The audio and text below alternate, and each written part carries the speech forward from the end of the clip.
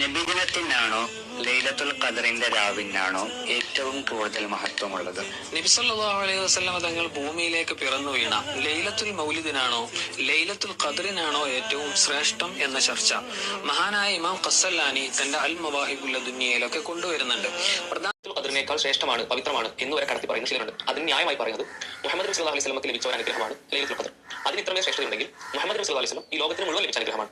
സ്വാഭാവികമായിട്ടും ആ പവിത്രത പ്രവാചകൻ സല്ലല്ലാഹു അലൈഹി വസല്ലമക്ക് മാത്രം ലഭിച്ച ഒരു അനുഗ്രഹമായ ലൈലത്തുൽ ഖദറിനേക്കാൾ അധികമായിരിക്കുമല്ലോ എന്നതാണ്. എന്താണ് ഈ വാദത്തിനുള്ള പ്രതികരണം? ഈ ചോദ്യം തന്നെ ഒരു വാദം തന്നെ എന്താണ്, ഒരു തീർത്തും തെറ്റിദ്ധാരണജനകമായിരിക്കുന്നതോ അല്ലെങ്കിൽ ഈ ഒരു പടച്ചുണ്ടാക്കിയതായിരിക്കും ഒരു കാര്യമാണ്. കാരണം എങ്ങനെയാണ് ഇങ്ങനെ ഒരു വാദം വന്ന് മനസ്സിലാക്കുക? ഒന്നാമതായിട്ട് ഈ ലൈലത്തുൽ ഖദർ എന്ന് പറയുന്നത് പ്രവാചക തിരുമേനിക്ക് മാത്രമായി ലഭിച്ചിരിക്കുന്ന അനുഗ്രഹമാണ് എന്ന് പറയണമെങ്കിൽ അതിന് പ്രമാണം വേണ്ടേ? കാരണം റസൂൽ കരീം സ്വല്ലല്ലാഹു അലൈഹി വസല്ലം ലൈലത്തുൽ ഖദറുമായി ബന്ധപ്പെട്ട് സ്വഹാബികളോട് പറയുന്നത് നിങ്ങൾ ലൈലത്തുൽ ഖദറിനെ റമദാനിലെ ഇന്ന സമയത്ത് നിങ്ങൾ പ്രതീക്ഷോളി. അത് പ്രത്യേകമായി പറഞ്ഞാണ് അവസാനത്തെ പത്തിൽ, അതുപോലെ അവസാനത്തെ 10 ഒറ്റയെട്ട് രാവുകൾ, അതൊക്കെ നിങ്ങൾ ലൈലത്തുൽ ഖദറിനെ പ്രതീക്ഷോളി. അങ്ങനെ പ്രതീക്ഷിച്ചുകൊണ്ട് നിങ്ങൾ കൂടുതൽ പുണ്യകർമ്മങ്ങൾ ചെയ്യുകയാണെങ്കിൽ, അത് ലൈലത്തുൽ ഖദറുമായി പൊരുത്തപ്പെട്ട് വരികയാണെങ്കിൽ നിങ്ങൾ ചെയ്യുന്ന പുണ്യകർമ്മത്തിന് 1000 മാസം ആ പുണ്യകർമ്മം ചെയ്ത പ്രതിഫലം നിങ്ങൾക്ക് നേടാം എന്ന് പറയുന്നുണ്ട്. ഖുർആൻ ലൈലത്തുൽ ഖദറിനെ കുറിച്ച് പറഞ്ഞ ലൈലത്തുൽ ഖദർ ഖൈറുൻ മിനൽ അൽഫി ഷഹ്ർ തന്നെ ഖുർആൻ പറഞ്ഞത് അത് 1000 മാസത്തേക്കാൾ പുണ്യമുള്ള എന്നാണ്, ഗുണകരമായിരിക്കുന്ന രാവി എന്നാണ്. അപ്പോൾ ആ രാവിന്റെ ഗുണം എല്ലാവർക്കും ലഭ്യമാകും. അവർ അതിനുവേണ്ടി ആഗ്രഹിച്ച് അതിനുവേണ്ടി കർമ്മങ്ങളൊക്കെ ചെയ്ത് ആ നിലക്ക് നല്ല കാര്യങ്ങളൊക്കെ നിർവഹിച്ച് മുന്നോട്ട് പോകുകയാണെങ്കിൽ അത് എല്ലാവർക്കും അനുഗ്രഹം ലഭിക്കും എന്നാണ് പറയുന്നത്. അല്ലാതെ പ്രവാചകത്തിലേക്ക് മാത്രമായി ലഭിച്ചിരിക്കുന്ന അനുഗ്രഹമാണ് ലൈലത്തുൽ ഖദർ എന്ന് ആരെങ്കിലും പറഞ്ഞിട്ടുണ്ടെങ്കിൽ തന്നെ അബദ്ധമാണ് എന്നേ പറയാൻ കഴിയും. പിന്നെ അതിനേക്കാൾ മാത്രമാണ് പ്രവാചകത്തിന്മേൽ ജനിച്ച രാവ് എന്ന് പറയണമെങ്കിൽ അതിന് എന്ത് വേണം?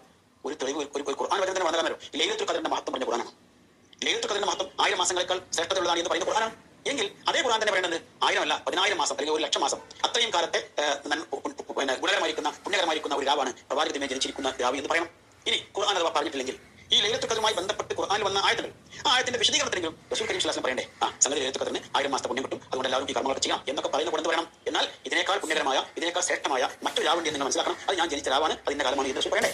അങ്ങനെ പറഞ്ഞ ഒരു റിപ്പോർട്ടും ഇല്ലാതിരിക്കെ വഹി ഒഴിഞ്ഞു പോയ ശേഷം വഹി ഇല്ലാത്ത കാലത്ത് ഏതെങ്കിലും പണ്ഡിതന്മാരോ പുരോഹിതന്മാരോ ഇങ്ങനത്തെ സംഗതികൾ പറഞ്ഞു നോക്കുന്നത് മതത്തിന്റെ പേരിൽ അവർ നടത്തുന്ന കയ്യേറ്റമാണ് എന്ന് മാത്രമേ പറയുകയുള്ളൂ. എന്നല്ലാതെ അത്തരം വാദഗതികൾ നമുക്ക് ഉൾക്കൊള്ളാനോ അംഗീകരിക്കുവാനോ മതപരമായി സ്വീകരിക്കുവാനോ ഒരു സാധ്യതയില്ല. അത് ശരിയുമല്ല എന്നാണ് അവർ പറയുന്നത്.